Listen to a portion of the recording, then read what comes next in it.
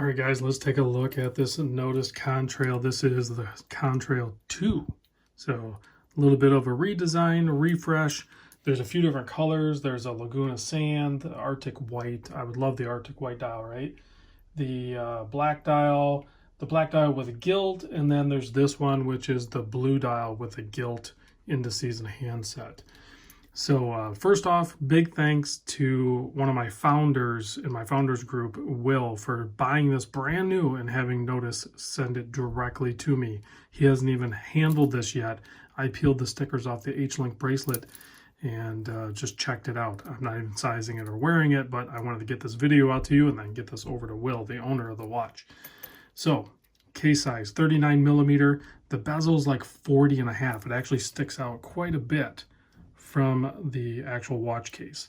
So keep that in mind. It's a 39 millimeter watch, but it's gonna have that larger footprint up top.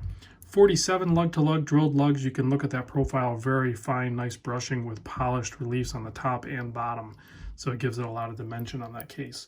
Only 12.7 millimeter thick, or thin in this case, with a boxed domed sapphire crystal. 20 millimeter lug width bracelet, tapers down to 18. This thing's kind of like softened, if you will. There's like no hot spots. You can even see the polishing on the sides of the bracelet. So it has that nice refined feel to it.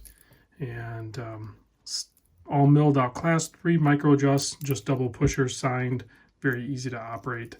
And then those H-links are a little bit shorter, so you should be able to find a fit even with those three micro adjusts. It's going to have smaller sized screw hardware in there, so make sure you have the proper screwdriver to size that. And then you have a 6 millimeter screw down crown signed, and you're going to have 200 meter water resist.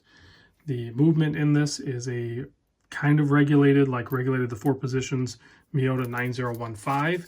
And check this out, they actually even include a little card here showing you the performance of this particular watch. I didn't verify that, but I've checked them in the past and there was no problem. Little warranty card that does have a 24-month warranty or 2-year warranty. You can see this was purchased last month. I need to hurry up and get this over to the owner, right? So some tricks with this, because this has the sapphire bezel insert, which is loomed, or you can get a stainless steel bezel insert, but this one has the sapphire, but the bezel is bi-directional because it's a time zone bezel. It's a 12-hour bezel. There's ceramic ball bearings in there.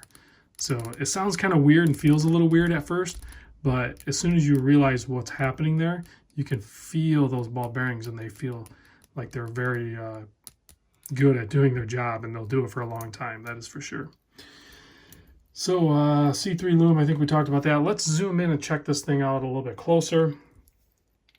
So you can see that beautiful, almost enamel, shiny blue dial with the Nodus Contrail automatic printed on there. You have your date down at 6, and that is a blue with like gilded printed on numbers on there, so it matches.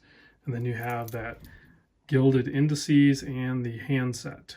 Hopefully I can catch the light just right, maybe right over there. I think we can definitely see that gold color there. That looks really good played against this blue. And then you can see the traction on the bezel is kind of similar to the knurling, maybe a little bit more open, similar to the knurling on the crown. And of course, you can see that beautiful brushing and polishing of the case, and there's a look at the case back. Designed and assembled in the United States, in Los Angeles. So that is really cool. Cullen actually assembles these. So the quality control is always super high with Nodus. There's never typically going to be any problems with them. There it is, quick look on my 7 1/4 inch wrist. Always a big fan of the H-Link bracelets. They always wear super comfortable. All right, now before it gets too noisy, let's kill the lights and check the loom. Should glow pretty good, and it does. The sapphire bezel isn't as bright to the naked eye. You can definitely see it, but it's not nearly as bright as the indices and the hour, minute, and seconds hand. So, but it's definitely there. It's just not as bright. All right, guys, thanks for watching. I'll catch you on the next vid.